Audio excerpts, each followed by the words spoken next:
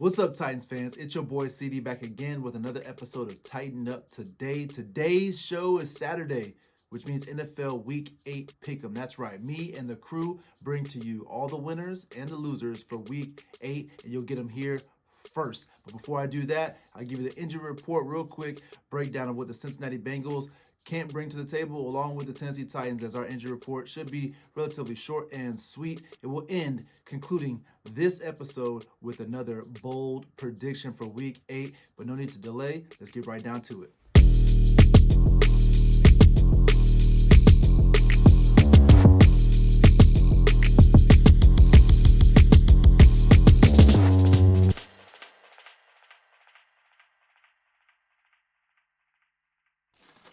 All right, jumping straight into the episode, Cincinnati against Tennessee Titans. The injury report, Tennessee Titans will be playing without safety Dane Cruikshank as well as cornerback Christian Fulton. Dane Cruikshank out with a groin and Fulton out with a knee injury. Center Daniel Munyer with the abdomen issue did not participate in practice and is questionable for this game. Cornerback Ty Smith with a shoulder did not participate and will be questionable for this game against the Bengals as well. Now to Cincinnati, center Bobby Hart, offensive tackle Trey Hopkins, running back Joe Mixon, and offensive tackle Jonah Williams all did not participate in practice and will be a scratch for the game. Wide receiver John Ross with the illness is showing doubtful as he has not practiced all week as well. Cornerback Darius Phillips with his knee injury is limited in practice and is questionable for this week's matchup. Now that you have the injuries, let's get jumped straight into these picks and all the predictions for this week. We got some good matchups and some really bad matchups. I would even say a historical spread line that you'll see later on in the matchup. But before we can get down to the very last game, which is the Cincinnati Bengals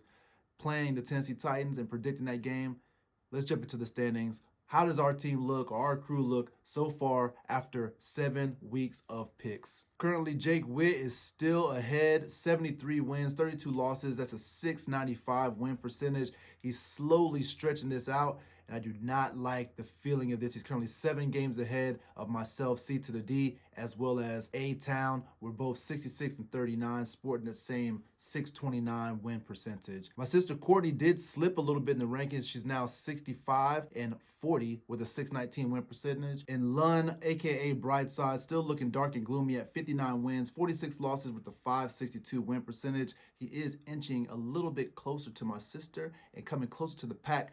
But there's still plenty of games left, whereas we're now rapidly approaching the halfway point. Stay tuned, because next week we will be able to bring you guys an updated prediction for who the AFC champions are, who the NFC champions are, as well as the Super Bowl champion, who wins the big game in February. We gave you guys our prediction at the very beginning of the season. We'll update it after the halfway point. But that's next week. Right now we need to focus on this week. This week, the first game to predict is a crazy game. This game at the very beginning of the season was supposed to be a very, very good game, and now it's not. The first game up, New England, the Patriots, 2-4, travel to Buffalo to play the Buffalo Bills at 5-2. The Bills are currently 4-point favorites with the over-under of 40.5.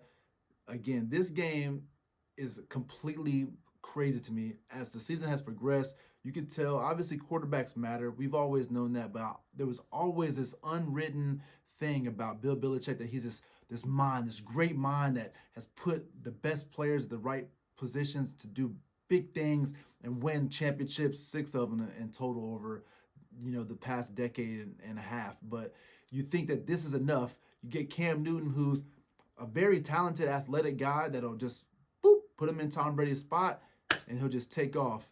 It is not the case. They're now on a 3-game losing skid. They look like a bad team. And they're playing the Buffalo Bills, who it started off undefeated at 4-0. They took a loss, then took another loss, and now they come off of a win last week.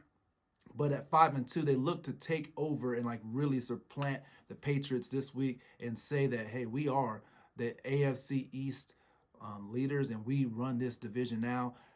The Patriots have one last chance to even try to hold these guys off, but I don't think that's even a possibility. As you can see here, the rest of the crew doesn't either. I have the Buffalo Bills winning this game 23-17. It'll be a tight game somewhat. I think the defenses play here, but the Bills, I think they're just too good, or the Patriots just are not really good. One of the two, but at the end of the day, the Bills win this matchup. Next game up, the Las Vegas Raiders at 3-3 play the Cleveland Browns, who are 5-2, just after losing Odell Beckham for the rest of the season. This offense was on fire for the beginning of the season, ran into the Steelers, and they completely put that fire out. And then last week, same thing again. So you're like, okay, what's going on here? Cleveland Browns, are they for real? Are they not? I don't know. We'll see. But the Las Vegas Raiders have been up and down. They beat the Chiefs, then they go back and they lose to the Bills. Who are they? Do they have an identity? Well, I think the identity is to run the ball. Chucky, we'll see what happens. Right now, Cleveland is favored to win this game by 2.5 points. The over-under is 49.5. I say the Las Vegas Raiders win this game 27-23. Defense plays a factor here, and I think that the Cleveland Browns definitely miss OBJ going into this matchup. We'll see who steps up on their offense to try to fill his shoes, which are very large, to say the least. But moving forward, Indianapolis Colts, our division rival, 4-2. They're one game behind us, and we need them to stay that way. They're going to travel to Detroit to play the 3-3 Detroit Lions. The Lions, again, they just snuck away with one in Atlanta. I don't know if they can have that mojo, if you will, to continue this going.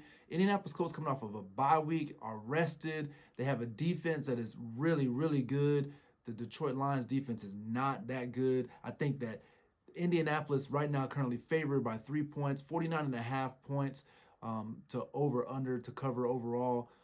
This is going to be a weird game. They both play indoors. I think this could be a game for Phillip Rivers to finally say, all right, I understand this offense and how this works, and starts dishing the ball around. But he needs his wide receivers to get open and make some catches. Right now, I have Indianapolis to win this game 33-24. I would really like to be wrong in this. In Detroit, if you would like to make me wrong, please do, because we can use the extra game moving forward into next week for our AFC South division rival. Next game up, another disappointing team. This is a story of disappointing teams. But anyways, Minnesota Vikings, 1-5, going to Green Bay to play the 5-1 Green Bay Packers. Minnesota versus Green Bay. This game going into the beginning of the season was going to be a really, really big game. Should be a crucial game for the NFC North. Who's going to take the top?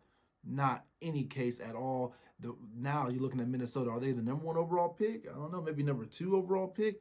This team is bad. The offensive situation over there looks good on paper, minus their quarterback, Kirk Cousins. You like that? I don't think anybody in Minnesota likes anything that Minnesota's been putting on the scoreboard lately. I do like Justin Jefferson, though. The man is really good. Now, Green Bay for Vegas, they're saying that they're going to win by 6 points. The over-under is 50. The entire crew thinks the same thing. This game should not even be close. Green Bay wins this game. I have them winning 31-23. It's two division rivals playing. We'll see what shakes out, but hopefully Green Bay pulls us out. I don't think that Minnesota is good enough really to even stay on the same field with Green Bay, but we'll see. Aaron Rodgers for MVP. Watch out for that. All right, next up, disappointment again. New York Jets. The New York Jets are 0-7 going against the Kansas City Chiefs, who are 6-1. This game, this is the game where every season it seems like they ask that same question. Could Alabama and Nick Saban beat the worst team in the NFL? The answer is always no, right? But the Jets, and this team is struggling. They are so bad in Las Vegas. Las Vegas, they're so disrespectful. They have the Kansas City Chiefs to win this game by 20 points. These are two NFL teams, professional athletes, grown men with pride, sitting on the same field to play each other. And Las Vegas says, yeah, that team, the Kansas City Chiefs, are so good that they're going to beat them by 20 points. The over-under is 49, and I have a story. I don't remember what the year was, but it was the Denver Broncos, and it was the Peyton Manning-led Denver Broncos. This is the same team that went to the Super Bowl and won. They were favored by a crazy amount of points. I think at that point in time, it was like 17 or 19 points to play the Jacksonville Jaguars. They were going on the road to play the Jaguars in this game, and everyone was asking the same questions. Could they cover that spread? Could they cover that spread? 19 points. That's a lot of points. Could they cover that spread?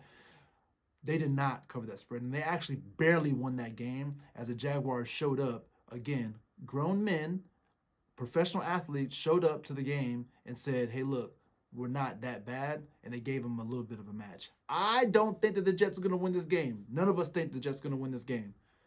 But the Kansas City Chiefs don't cover that spread of 20 points. Trust that. They don't cover the spread. 31-23, that's still a blowout. It's just not 20 points. Trust me on that. Kansas City Chiefs win this game. Next one up, there's another game with a little bit of a story to tell. Los Angeles Rams. The Rams go into Miami to play the 3-3 Miami Dolphins. The Rams themselves are 5-2. The Miami Dolphins, after going 3-3, they're only one game out from the division, from the AFC East lead. They decide to sit Fitz. I don't know what that's all about. Fitz, a couple years back, whenever he was playing for the Bucs and they had Jameis Winston, and Jameis Winston was suspended, and Fitz was throwing for 400 yards a game. Jameis Winston came back and they were like, hey, Fitz, it's your time to sit down. And he just sat down, and Jameis Winston came in and threw a ton of interceptions, and now he doesn't even play for the Bucs anymore. Neither one of them play for the Bucs. Poof, they're gone. Fast forward to where we're at now in Miami. Fitz doesn't do anything wrong. All he's doing is leading this team to victories. They traveled to San Francisco and blew out the 49ers on the road, come back. They're continuing to win games and Fitz keeps his team in ball games. After they have now blown out their opponent last week with only 2 minutes left, they say, hey, you know what? Let the kid go in. Tua gets a couple snaps, throws one ball. It was a gorgeous pass out to the sideline for like 4 yards. Completes it, great. They kneel it out, game's over. And then they come out and say, Tua's our starting quarterback. He's a rookie, sure. Let him play. But to me, when you have Joe Burrow starting for the Cincinnati Bengals, that team, they knew from the beginning they weren't going to make the playoffs. The Chargers have Justin Herbert starting at quarterback. They knew they're not going to make the playoffs. So right now is a perfect time for them to get some reps, get better, understand the offense, read some defenses, see what people are trying to do to them, and get better for next year. This team, I'm not saying the Dolphins are going to the Super Bowl. I'm not saying they're even going to the playoffs. I'm just saying that I believe that Fitzpatrick, playing 15-plus seasons of NFL football and all that experience is in his head, he's better of a choice to win games week in and week out and get to the playoffs and possibly make a little bit of a playoff run than the rookie Tua. We haven't seen much from him. I saw him playing college, but this is not college. As you can see, Joe Burrow put up probably the best college statistics of all time and maybe the best college football team of all time. And he comes into Cincinnati and he has one win. This Dolphins team on paper with their roster is not much better than the Bengals. I just don't think that Tua goes in here and does much. After that long story, what I'm telling you is LA is right now currently favored to win by 3.5 points, which I don't think is a lot. 45.5 points over under, and I have the Rams to win this game on the road in Miami 27-20. It should be fun to watch Tua. He'll make some good plays from time to time using his legs. I think that Aaron Donald, I think that the cornerbacks, Jalen Ramsey, there's too much talent on the defensive side of LA. They're going to give him heartaches. The rookie doesn't have a great day with his arm. I think he does do a lot with his legs. Wouldn't be surprised if he ran for 100 yards and got sacked 5 times. But nonetheless, the Dolphins lose this game. If Fitz was on the field, they lose anyway. But maybe that's why they're starting him. Next game up, Pittsburgh Steelers are now undefeated. It hurts me, breaks my heart to even say it. Undefeated at 6-0 as they travel to play against the Baltimore Ravens. The Ravens playing at home. They're currently 5-1, which is a solid record right now. I think this right now has the makings to be the game of the week. Everybody's definitely hyped up and ready for this matchup. You got obviously the last undefeated team in the NFL, but the Ravens and Lamar Jackson is such an explosive offense whenever they get that ground game running. I think the Steelers defense definitely has their hands full. Vegas thinks the same thing, as Baltimore is currently favored by 4.5 points. The over-under is 46.5 points.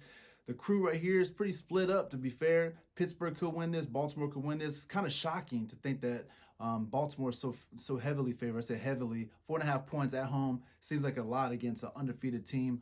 Ben Roethlisberger, the offense, I think this is going to be a smash mouth. This is going to be a nasty game. You're talking about two teams, division rivals in the AFC North, battling who is atop this division early in the season. But all the same, they don't like each other. It's just going to be a nasty, old school, beat 'em up on the ground. Nasty. All we need is some rain or something crazy to come in and just go at it. It'll be a fun game to watch. All in all, I still think that Baltimore wins this game on the shoulders of Lamar Jackson stepping up in a game, a big game, finally, and actually kind of shaking a couple haters off, if you will. Baltimore wins this game 24-20. The next game up, two young gunslingers, if you will, and Drew Lock for the Denver Broncos going up against Justin Herbert with the Los Angeles Chargers. Two young quarterbacks looking really good early in the season. Herbert seems like he's on pace to break all kinds of records throwing the ball, slinging it all over the place. The offense looks good. Denver, they've just been up and down. Again, a young team as well, young quarterback, but Noah Fant, young guy, coming out of the tight end position, as well as Jerry Jeudy, wide receiver, had a good game up against us. Seemed like he got a lot of targets, caught some balls, but then he kind of went ghost. Again, where's he been all season long? The running game, Phillip Lindsay, we'll see what happens. Does Melvin Gordon suit up and play? Is he the same as he was early in the season? Who knows? But I think we got a good ball game on our hand. Las Vegas has the LA Chargers to win this game by 3.5 points. The over-under currently 44.5. It should be a good ball game. It's up in Mile High, so who knows what the weather's gonna do for this ball game. But I personally have Denver winning this game, toughing it out, pulling it out after coming off of a hard loss to Kansas City last week. I think they win this game 27-21 in a good ball game. Next game up, New Orleans Aints traveling. They're 4-2 without Michael Thomas. That's a whole other story. Going to Chicago to play the Bears. Contender or pretender?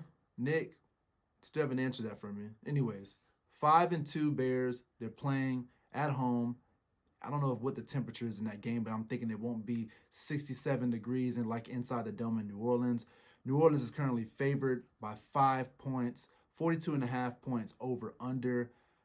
I think Chicago wins this game. As much as I still believe that they're pretending out there, I think that they still have the right. This is a good matchup for them. I don't like New Orleans anytime they're away from the dome. I definitely don't like them whenever they're away from a dome and going northbound. Chicago wins this game 33-27. Again, Allen Robinson. Throw the man the ball. He's great. Nick Foles to Allen Robinson. If they do that, they'll be really good. It should have been Allen Robinson versus Michael Thomas, but Michael Thomas has a hamstring injury. Somebody massage it or something, get him back on the field. Stop crying. Anyways, San Francisco is the next up. 49ers, or 4-9ers, I'm sorry. They're currently 4-3 at this point. They're playing against their division rival Seattle. Seahawks are 5-1. Russell's still cooking, looking really, really good so far this season. Seattle's favored to win this game by 3 points. The over-under is currently 53.5 points. I like this game. This is going to be one of the real big games coming up for this season. For this week, maybe even this season, who knows? But right now, Seattle coming off that loss, I don't see this team who is really pushing towards a big playoff run as well as possibly a Super Bowl run with the outright currently MVP in Russell Wilson. I just don't see them losing 2 games in a row. The rest of the squad, they think a little bit of both, but for me, I have Seattle winning this game 26-24 at home. If they were playing on the road, maybe the 49ers get the edge, but I'm not really a Jimmy G fan personally. So, anyways, Seattle wins this game. Next up, another very, very, very, very, very, very disappointing team, Dallas. The Cowboys are 2-5 in the NFC least. They're going against the Philadelphia Eagles, who are 2-4-1. Philadelphia is currently winning this game supposedly by 11 points. Vegas says they're 11-point favorite. 43 points over under. I don't like this game at all. If I can find a way to turn it off or fast forward it or skip it, would be great. This division is miserable. Absolutely miserable. You think about it. You have the Giants, the Deadskins. Not the Deadskins. What are they called? The football team now. The football team, the Eagles, And the Cowboys, this is not, you put all of them together, then they get like a total of like 7 wins between all the entire division. It's bad. It's really bad. Anyways, has to play the game. We have to pick the game. I say Philadelphia wins. We all say Philadelphia wins this game because Dallas, who's playing quarterback? I think Jerry Jones is playing quarterback this week. Anyways, Philadelphia wins this game 27-17. Shouldn't be anything to watch. Maybe have some low lights, some funny things to talk about, memes coming out of this game, but outside of that, not much. Speaking of memes, Tampa Bay plays the New York Giants, one of the fastest quarterbacks in the game, but he can't jump over the 25-yard line. It was so sad to watch this man, the 35-yard line. I forget which yard line it was, but he stumbled for about 25 yards. As a professional athlete, this guy ran away from everyone just to fall over the grass and could not score a touchdown. He ended up losing that game anyway. But anyways, the Tampa Bay Bucks, led by the guy, Tom Brady, the GOAT himself, 5-2, go into New York to beat up on a team that should not even be. The 1-6 New York Giants is so sad to watch, but again, they're professional athletes. They should be able to put out a team. They got Devontae Freeman as a running back because Saquon is still out. He's going to be out for the whole season. Golden Tate is good. He's made some really good plays, but the wide receiver core for Daniel Jones has not been able to get open and catch balls consistently, and they have been continuously losing games. Tampa Bay is currently favored to win this game by 12.5 points. The over-under, 45 points. I have Tampa Bay to win this game along with everybody else. I have Tampa Bay to win this game 30-13. This shouldn't even be a good game. And again, I cannot wait for Tampa to go on this losing skid. I just need them to play someone. When they play someone, they'll lose. But until they play someone, they'll continue to win games. I'm off that. Next up, the game we've all been waiting for, the Tennessee Titans, coming off of a loss against the Pittsburgh Steelers. The undefeated Pittsburgh Steelers were currently 5-1, traveling to the jungle to play the Cincinnati Bengals, who are 5-1. That's a loss in the beginning, 1 loss, 5 wins, and that one random tie that they got in Philly. Wow, that. Anyways, Tennessee is supposed to be winning this game by 7. The over-under is 51 points. I'm surprised here. A little bit shocking. I was kind of hoping to say that everybody's going with Tennessee, but Lund, the hater, who's still in last place, by the way, says that Cincinnati is going to win this game. So everybody, moment of silence for Lund. All right, so the real score to this game is Tennessee wins this game on the road 42-23. That's a lot of rushing yards, a lot of passing yards. But I think the defense wins this game for us, believe it or not, as we pummel the Cincinnati Bengals on the road. I think we get the lead early, and then we finish them late. This is not even going to be a good game. It'll be a good game to watch as a Tennessee Titan fan, not so much as a Cincinnati Bengals fan, but maybe Joe Burrow does something special. That'd be nice. But without Joe Mixon, that defense is not good enough. The offense is not good enough. A.J. Green doesn't show up again, and our defense shows up for us and plays 60 minutes of football. Not 30, not 45, 60 minutes of football, and we dominate this game from kickoff to the final whistle. That's 4 zeros, and we win this game big. Expect that. Now that we've wrapped up all the game predictions, there's only one thing left to do for this episode. That's right, bold prediction. Yes, that's what we're here for. So it's the bold prediction of Week 8. But before we tell you what bold prediction I have for Week 8, let's take a moment and look at what happened in Week 7. Chase Claypool does not get 50 yards. He's less than 50 yards and 0 touchdowns. The man has been going completely nuts all year long. But this week, we stop him. I'm talking about completely stop him, hold him down. They're going to have to go a different route because we will not allow him to put up 50 yards or get into the end zone. It's going to be a great defensive game to make sure that we handle business.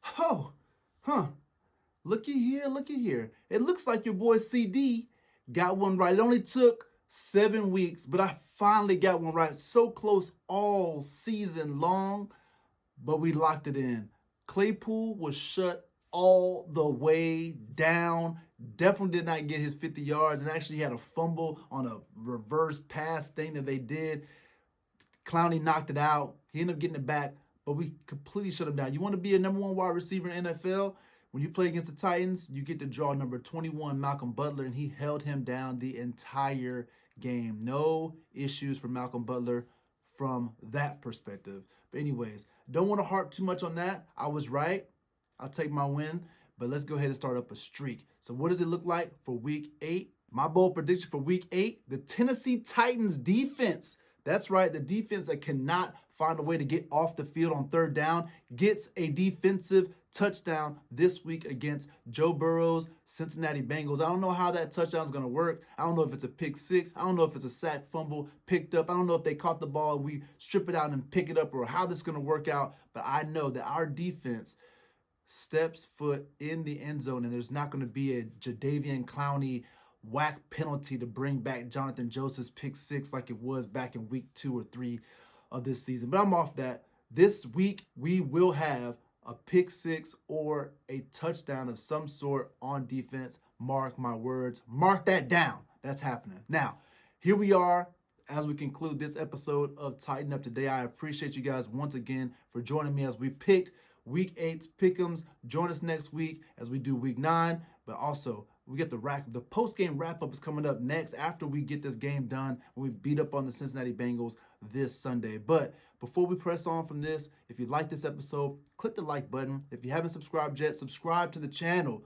Come in, join the fun, enjoy everything that I can bring to you guys. If you like it, love it, you want more of it, definitely subscribe to the channel. And also click the notifications bell, get notified the next time that we put up another episode of Titan Up Today. But before you leave, I got a question for you.